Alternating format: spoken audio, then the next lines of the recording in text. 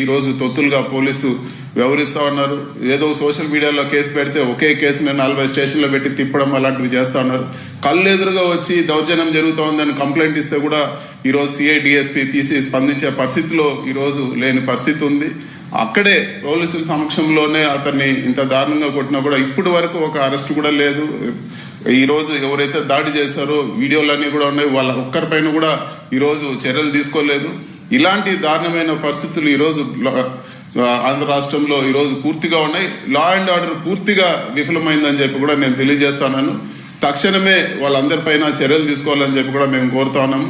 ఈరోజు ఇలాంటి కక్షలు పెంచుకుంటూ పోతే రేపు పరిస్థితులు ఇదే రేపు మీకు కూడా వచ్చే పరిస్థితి వస్తుంది. రాష్ట్రము ఈరోజు ఒక సరైన మార్గంలో పోయే పరిస్థితి ఉండదు అని చెప్పి కూడా నేను తెలియజేస్తున్నాను. తక్షణమే చర్యలు తీసుకొని నిందితులందరినీ కూడా అరెస్ట్ చేయాలని చెప్పి ఈరోజు నేను వైఎస్ఆర్ కాంగ్రెస్ పార్టీ తరఫున డిమాండ్ చేస్తా ఉన్నాను.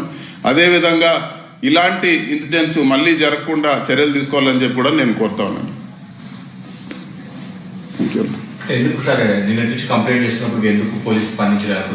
రోజు దశరథ రామరెడ్డి గారు వెళ్ళి సిఐ గారిని డిఎస్పీకి ఈరోజు తెలుగుదేశం నాయకులకు తొత్తులుగా ఈరోజు పోలీస్ డిపార్ట్మెంట్ మారిపోయిన పరిస్థితి ఉంది. ఎక్కడ కూడా ఈరోజు ఒక వర్గానికే ఒక పార్టీకే పోలీస్ డిపార్ట్మెంట్ ఉన్నట్టు ఉంది. ఈరోజు వైఎస్ఆర్